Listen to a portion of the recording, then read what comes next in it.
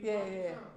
My thing is going to get my teeth cleaned on a regular basis, so I can keep my teeth and make sure my gums are healthy. Cause you'd be surprised. That's a whole nother topic about health. All right, ready to go, everybody?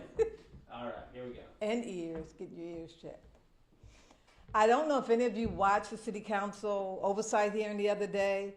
I did, and if I were mayor, heads would be rolling for the unexcusable behavior I could not believe I heard from the Baltimore City Police Department writing 37 citations for the entire 2023 life of the citation document, and had more than double the number tossed out due to errors being committed by the officers on the street. And yet the mayor hasn't ordered the commissioner to mandate the training being done by the state's attorney's office.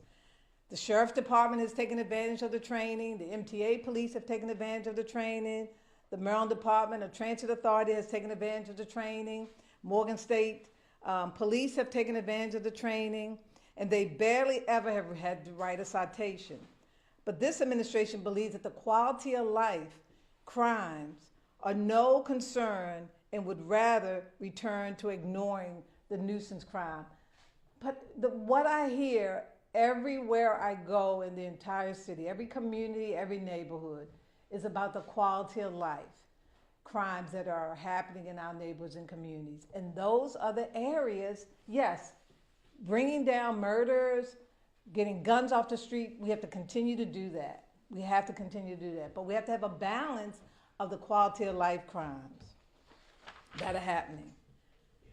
And to the Mayor's Office of Neighborhood and Safety and Engagement, MONSE, completely ignoring the state's attorney 7 months without signing the MOU to provide those wraparound services. And let me be clear, because I think some people are confused about the citations. The citations are being used to deal with the quality of life crimes, but also to avoid locking up people and incarcerating them. So it's not about locking them up and incarcerating them. It's about dealing with the quality of life in neighborhoods and communities. And those citations are going to help to provide the kind of wraparound services that individuals need that are either loitering or hanging out and dealing drugs or urinating, I mean, the gamut. And I think people are a little confused that it means locking up people. It doesn't. It means how do we provide quality of service to individuals. And MONSE, who now gets $50 million to provide quality of life services to constituents in Baltimore, this not signing the document is a concern of mine. This is what MONSE is supposed to provide the citizens of this city. And you have a critical partner in the state's attorney's office having to beg them to sign an MOU to provide service to the city, which I said earlier, paying where they have $50 million. It's unacceptable. You have one member of MONSE get caught lying about the date that they reached out to an agency, a director who's clueless, and the police commissioner missing in action, while all seems to be following the direction of this administration. When I become mayor, the state's attorney's office will be a true partner in executing that citation docket. You know, I hate going back, but having a relationship with a prior commissioner, state's attorney, and knowing the collaboration that needs to take place at every level, it's important. Officers won't be reluctant to writing citations when I become mayor. They will get out of their car, they'll walk the beat, they'll talk to businesses and citizens. Their presence is needed, not sitting in the car, but getting out and working with the state's attorney's office. I'll work side by side with the state's attorney to ensure that we have a robust citation docket that doesn't look at incarcerating our way out of this mess, but rather using smart, strategic methods such as a citation in order to curb the behaviors and get these individuals the necessary resources in order for them to change their lives, and so it's better. You know, I get frustrated because in 2024, we shouldn't be talking about some of these issues that we're talking about today. We should be past this as far as nuisance laws, loitering, all the issues that affect communities. car thefts, carjacks. You know, I want to applaud Chairman Mark Conway and Councilman Eric Costello for asking the tough questions about this important program as they look to ensure success. Make no mistake about it, the success of the citation docket is the success of our entire city because it means that we crack down on the quality of life crimes, curb the behavior of these actors, provide them with the necessary wraparound services needed to change their lives and to become productive citizens of Baltimore. When I was mayor, as I said earlier, I lowered the crime rate consistently year after year based on community policing, community engagement, by ensuring officers get out of the vehicles, walk the beat. I just had this conversation with an officer. They got to know the residents and business owners, as well as those who were breaking the law. And they were able to address these sort of crimes head on, which also made clearance rates on crime and homicide much higher because we were entrenched in the community. When I am mayor, as you witnessed previously under my leadership, police will no longer just sit there. They're going to get out and engage in the community. You know, I want to just kind of touch briefly on a couple points. The police department, the sheriff's department, all of our public safety entities. Ivan Bates, a year ago, said, I'm going to create this citation program to deal with the quality of life services. And this wasn't based on his idea or his thoughts in reducing crime. It was hearing from the citizens of Baltimore. And it's like they get ignored. So the police department needs to step up. They need to get trained properly, understand what it takes, and then get out there and start providing these citations. Because I'm convinced that those individuals that are on Bloomingdale and North Avenue, and I keep bringing that up, y'all already know about the ones on Pennsylvania and North, that are blocking the street where businesses, people can't go in to do business, hanging out day and night. Some of them look like they should be in school. I mean, we got to get a handle over it. And this is one method of doing that. And it's not locking them up, but it's providing them with the proper services that they need. So at this point, you know, I'll take any questions you might have. I think it's clear that the number of citations is very low. It's coming out to like 5. But have you contemplated sort of what you think is an acceptable level? Like what do you think how many we should see being written? Let me say this. And I'll go back to Bloomingdale, North Avenue. If I see those individuals out there at 8 o'clock in the morning, 7:30 today when I went to the gym, then when I leave and I see them this afternoon, and I see them every day, 5 days a week, something's wrong. So either they get the warning first, then they get a citation, and last but not least, now we have to figure out what kind of services that they need. So, but people are complaining all over every neighborhood that things are going on. It looks like if they're doing what you want, how many would you think would be getting written? I have no clue how many would be getting written that would need, but if you just take that area, I would say that a minimum, based on the complaints that citizens call 311, non-emergency incidents, I would say at least 15 to 20 citations a week. Quality citations that can stand up and that can then be tracked based on providing the kind of proper services. And that's just in certain neighborhoods. What about BPD's position? They admit that they need to do training, but they said at that hearing that they issue warnings first. And I think they said they had more than 700 warnings for this behavior, and they believe that that actually deters it more before getting to the point of a citation. So do you think that that is actually working for BPD, that they actually are taking care of that kind of behavior, like aggressive panhandling and such, No. without having to hand out the citations? I don't think that they are doing the kind of warnings that they say that they're doing. Because if that's the case, then go to Pennsylvania North Avenue, where you have the MTA police, you have the city police, and people just hang out all day and all night. And so people who live in that area, you have senior citizen buildings, older adult buildings in that community. You have people that want to go to the CVS or go to the library. I'll be honest with you, I wouldn't want to even catch the subway over there. So if they're giving out warnings, but then they come back the next day, what good is that going to do? What good has it done? And you mentioned the commissioner is MIA. I mean, Well, I mean, I think the commissioner should have been at that briefing that took place. That the update, the quarterly briefing that they had, I think the commissioner should have been there. So he can talk about what the challenges are and what he plans to do with a timeline. Not taking anything away from his deputy commissioner.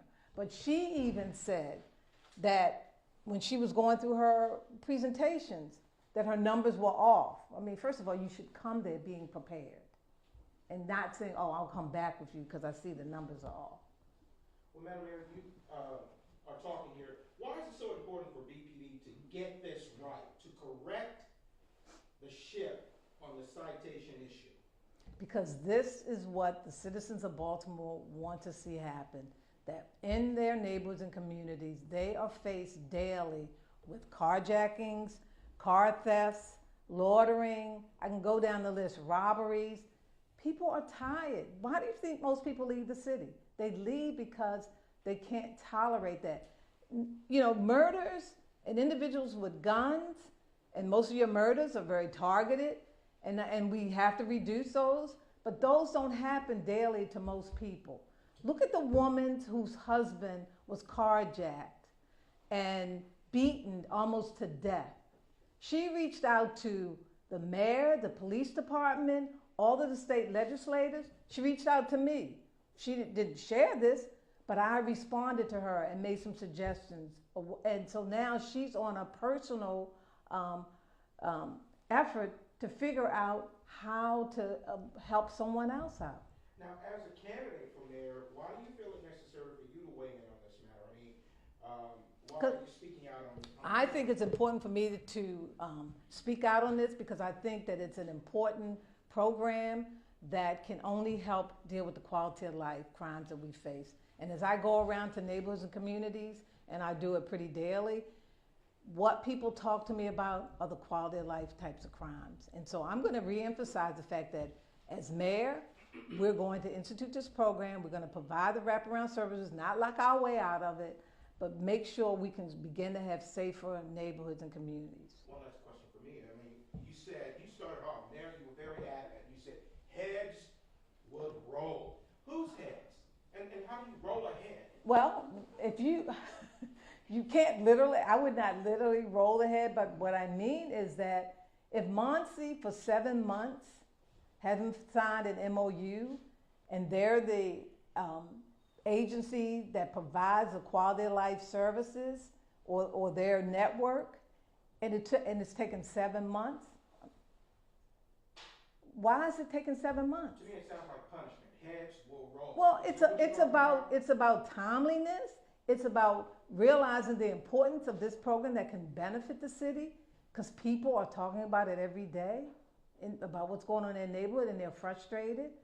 And so if you have all these pieces in place early on, then 7 months later, it should have been signed. Sounds like accountability, Mayor. I hate to hone the point. And I've emphasized that. Accountability is one of the reasons why I made the decision to run, because I don't see that happening in city government. Despite some of the negative polls that this administration is putting out with false information, despite, after this press conference, them defending that they are going through the citation process, even though they need to have more training. I've been there where I had a state's attorney who said through the Criminal Coordinating Council, Mayor Dixon, Commissioner Bielfeld, your officers are not writing quality reports. And that's why when they get to the state's attorney's office, they get thrown out. I went back to the state's attorney that time and said, what is it going to take? She says, I'm going to create a training program for officers. She created a program. We instituted the program. We even gave the officers certificates. After that, things began to change. You begin to see crimes go down because they're able to, people who were violent offenders or had gun arrests, we were able to arrest them. The state's attorney was able to prosecute them. Bates office has issued what they call cheat sheets for the police officers to... Yes, Bates, yes, I understand that. But it's still not getting done right. I think the mandate has to come from the top, the leadership, from the mayor to the commissioner And then down to the sergeant lieutenants and those who are out there doing that. And if somebody has a challenge with it, maybe they gotta be retrained. Based on what you say, would you keep the current police commissioner?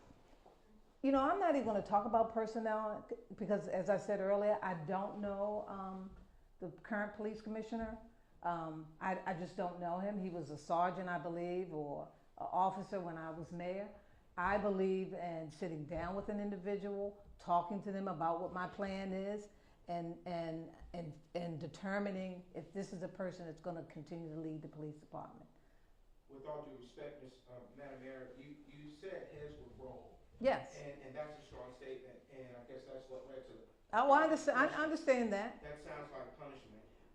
It's not punishments, it's about accountability, and it's about understanding what, in my crime plan, yes, violent offenders, gun arrests, but quality of life. What would that You look can't like? put that aside. We've gone through 8 years under a former state's attorney where quality of life was not important and did not want to do anything. Well, now we have a program, we're saying, we're not gonna lock you up. You're going to do some community service. If you can't, abide by the citation, by hanging out on that corner of Bloomingdale and North Avenue, across the street from that fire station, and maybe cleaning up over there. Well, you said if you were mayor, heads would roll. What would that look like? The heads would roll into. Let me become mayor, and then I'll show you what it looks like. I understand that you're talking about accountability at the highest levels, but I'm wondering where you think the actual hesitation to issue citations is coming from. Do you think that the individual officers are feeling hesitant about that, or do you think that is entirely a leadership direction? It has to be a leadership direction, and it has to start with the mayor and then the police commissioner, because the officers are going to follow what the leadership says that they want to see happen. And this citation program is part of this crime-fighting effort that people for the last several years have been begging for something to be done about the quality of life. It's just like any other department or agency. It's like solid waste. When you're going around and picking up trash and you leave some of the trash on the street after you pick it up. The top has to say when you pick up trash and there's some left, take that broom and put it in the trash can, or put the top on the trash can. What about other crime numbers? I mean, murders last year lowest in almost a decade, and they're even lower now. I believe they're 28% down for homicides this year. You say you're going to reduce crime, but how are you going to do that differently from what the current administration is doing? I'm going to focus on the most violent offenders. I'm going to go after guns, but we're also going to balance quality of life crimes along with that. And that citation program, after I read about it and talked with the state's attorney about it and understand what it's trying to do, I'm going to institute that even more. So, yes, crime has gone down, but people don't feel safe. And so the question is, what are we going to do for people to feel safe in their community and neighborhoods? And it really boils down to the quality of life crimes that are happening all over the city. I mean, yesterday in Western District, I believe at the Pennsylvania Avenue Towers, right in front of the building, it's an older adult building. I've been going around to a lot of older adult buildings. A young lady, and I don't have the details, was shot in the head in front of that building. And a lot of older adults, that buildings that I go to, they make it very clear they're afraid to go out. So what if we have police officers that are making that a stop in those neighborhoods so that those elderly individuals can go out?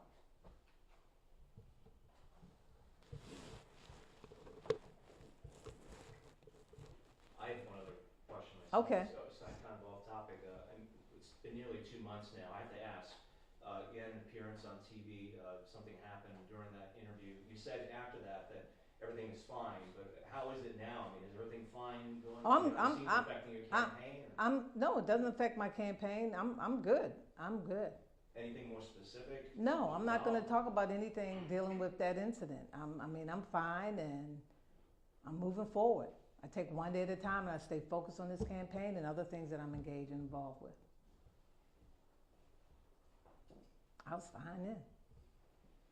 Just didn't have my voice. Thank you, Madam Mayor. If we're all good? Yep. Thank you so much, everybody, for coming. We really, really